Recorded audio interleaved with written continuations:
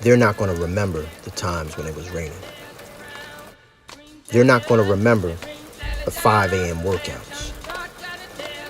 They're not going to remember when it was cold outside and all you wanted to do was hit the snooze button, but you didn't.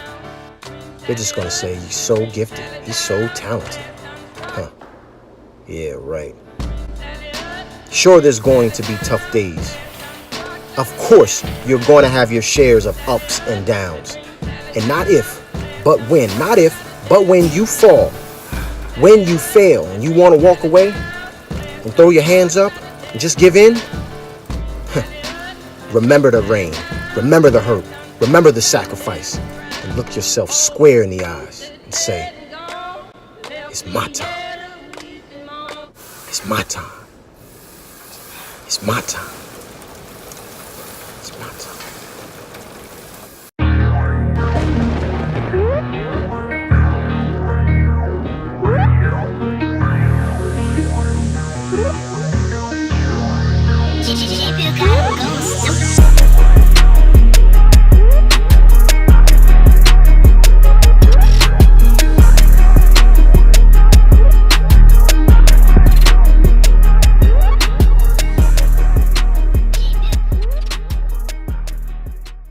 Good morning. All right, man. It's the first day of real estate school for me. Feel like I'm back in high school. Heading there now, so we'll see what it does. See how I do. Hopefully I can remember everything. It's a cram course. It's like a 6-week course condensed into 2 weeks. So yeah, should be fun. It's gonna be all day, but we're gonna knock this thing out, and as I come out, I'll try to give you guys some updates and check on everybody. Hope everybody's having a fantastic week, man. Let's do something great this week. Let's push towards those goals. Let's get something done that we didn't get done last week. Come on, let's go. Work over talent. All right, man. All right, so we're gonna change some things up this week. I wanted to actually give you some practical stuff that you could take a look at. So I want you guys, we're going to talk about how to find CMAs, how to find a comparable market analysis, because you're going to need to know what the properties in your area that you're looking at, whether or not you're wholesaling, whether or not you're renting, whether or not you're flipping. You're going to need to know what they are selling for, all right? So you can make an appropriate offer. So we're going to go ahead and get started. We're just going to go to Zillow. Everybody's pretty much heard of Zillow. If you really want to do this, you can hire a real estate agent to go up on the MLS and find out this information. But what if you don't have that? What if you don't have those connections? Here's an easy way to do this.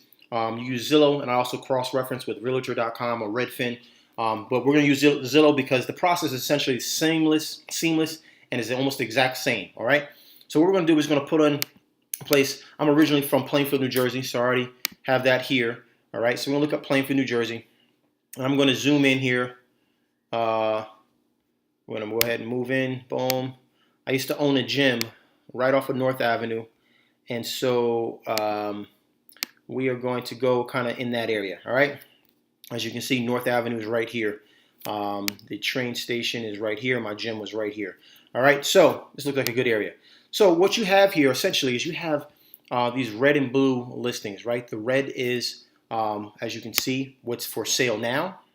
And blue is showing you what is a potential listing, foreclosures, pre-foreclosures, those type of things, okay? I don't want any of that because I want to know what is the true market value, meaning what has a seller and a buyer agreed upon and actually paid.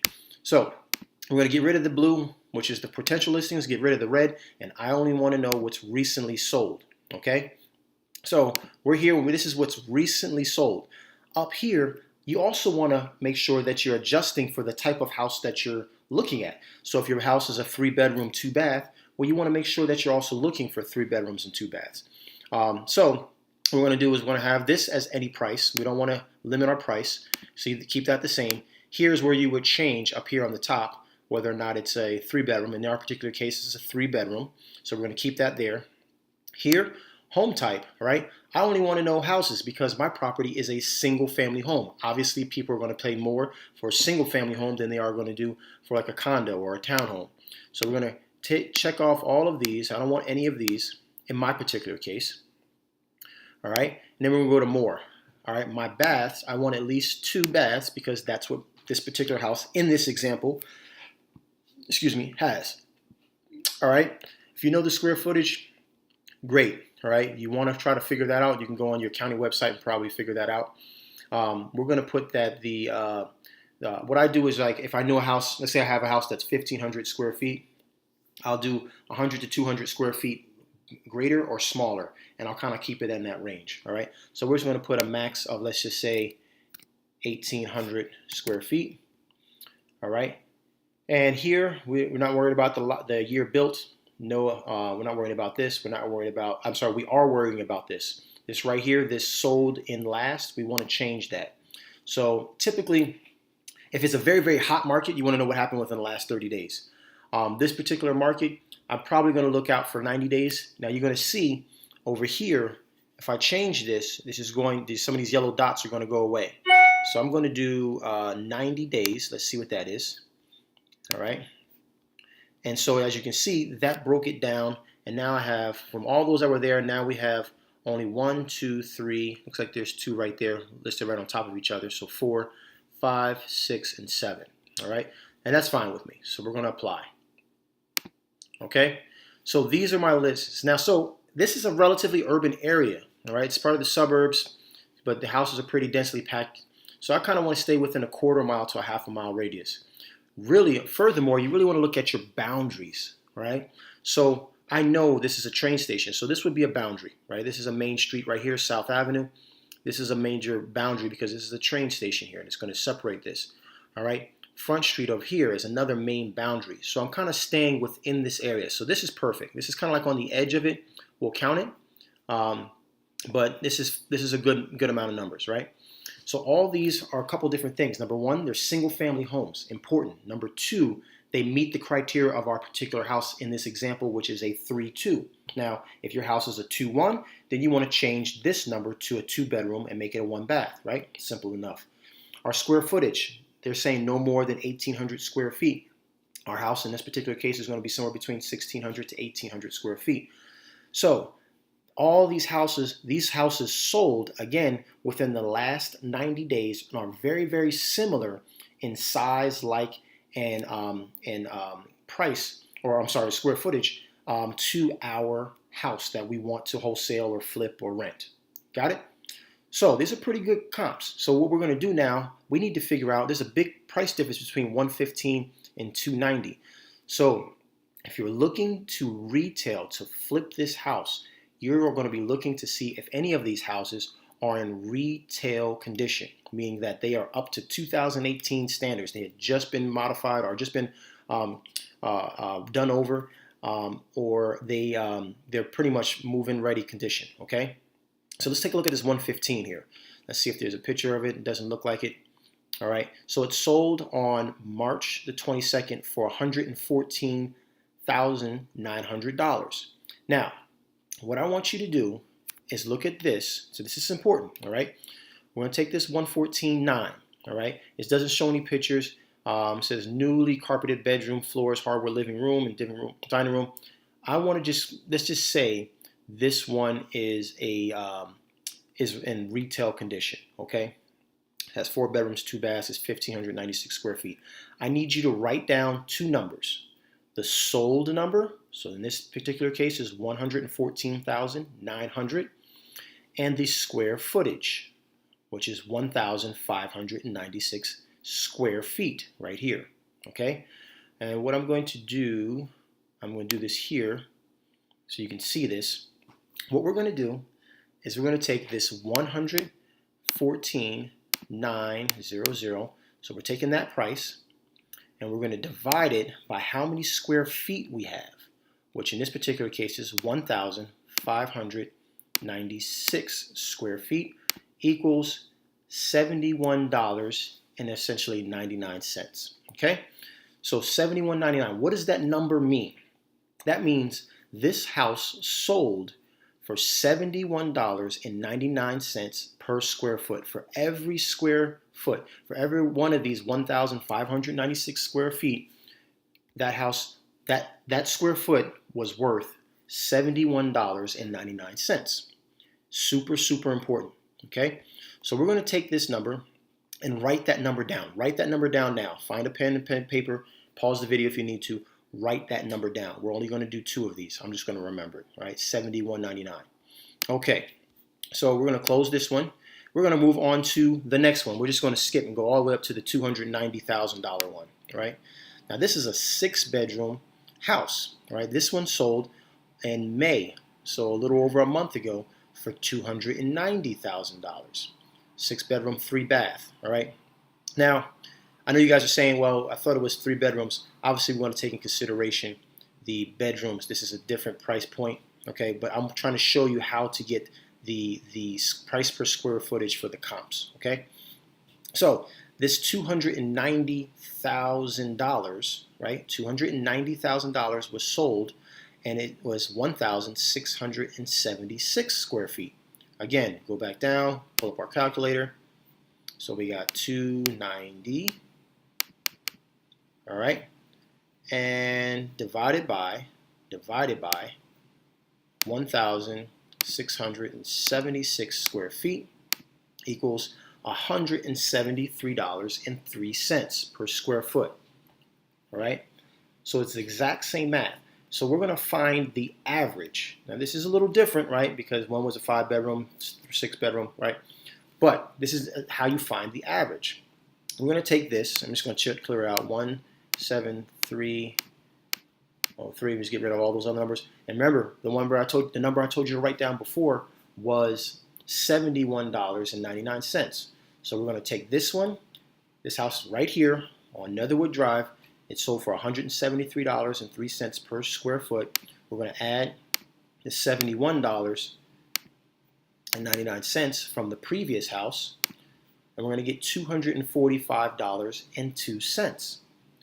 Now, because we only looked at 2 houses, those are 2 separate properties, this is the total price of both of those houses combined. We're going to take the average. We want to find out what's the average price per square foot of these 2 properties. So we're going to divide that. Since we're only doing 2 properties, we're going to divide that by 2. All right, so now it's $122.51. On average, those 2 properties sold for $122.51 per square foot. If you had 6 properties, you would add all those numbers up and divide them by 6. All right. Why is this so important? Is because price per square foot is what is going to determine, as part of the thing that's going to determine what your house fixed up will sell for. Remember, you want to find houses that are comparable to your house. If we had a 3-bedroom, 2-bath house, this really wouldn't work because this is 6 bedrooms and 3 baths. All right, but I want to kind of keep this video short because I want to just basically get over the point of finding a like in type and quantity and size house, adding those up, and then go ahead and doing this math of finding out what the price per square foot is. Now, we know that this is $122.51 per square foot. So if our house, I don't know why I did that, if our house is 1,500, or let's say 1,600 square feet, right? We're going to take that times 122.51. So we know that our house in retail condition should sell for $196,016. Okay? So as a wholesaler, this is important because I need to know what my potential investors' end price should be at. This is important because if someone wants to sell me their house for $170,000, there's not enough meat on the bone for me to wholesale that house and then for an investor to put money into it and fix it up. So I know that I need to be well below this number. Okay? You have to know these numbers. You have to do math. You have to know how to do, averages and those type of things in order to find out what the proper price at the end of the equation should be. And then you just work backwards. From there, I know that I need to have at least 30% room for my investor, okay? So I'll just minus 30%, all right? So we minus 30% off that number, and it's going to be 58,804 minus that 196, whatever that number comes from, right?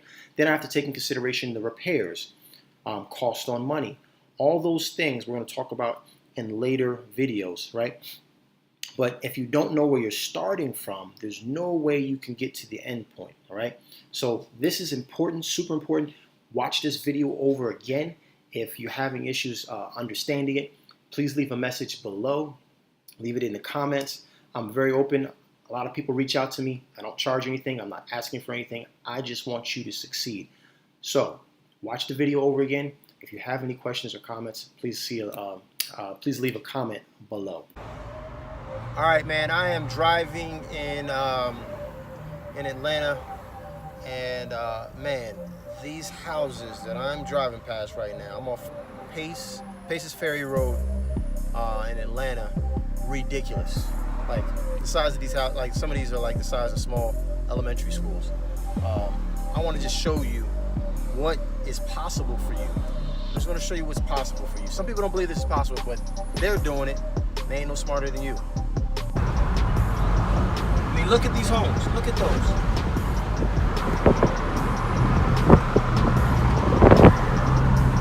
Right? I mean, this isn't just their dream. This could be your dream. That American dream they talk about. Look at that. Look at that thing right there. Ridiculous. Ridiculous. It's just a matter of time. You gotta grind, hard work, dedication. This is why I do this. I'll come out here and look at this and remind me that, man, this is, look at that house.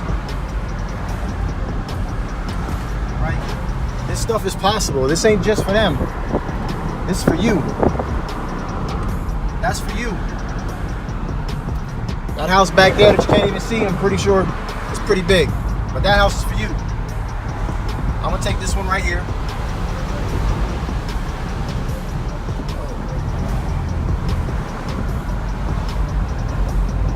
This could be us. Good morning, good morning. Just sitting here going over some contract that I just got yesterday for a property down, another property that we have. Just wanted to show you guys, man, this stuff can still be done, man. This is not hard. I'm sorry. It's not hard. It's not really easy, but it's not hard either. You know, it's not one of those things that are impossible for you to do. Just watch a little HGTV, keeping me inspired with Leia. Yeah. She doesn't know what's going on. But, man, you're going to see more and more of these things. Let me know what you guys want to see. Let me know what is important to you so I can help you grow your business, so I can help you hopefully miss some of the potholes that I stepped in repeatedly. Leave a comment below. Let me know how I can help you grow your business.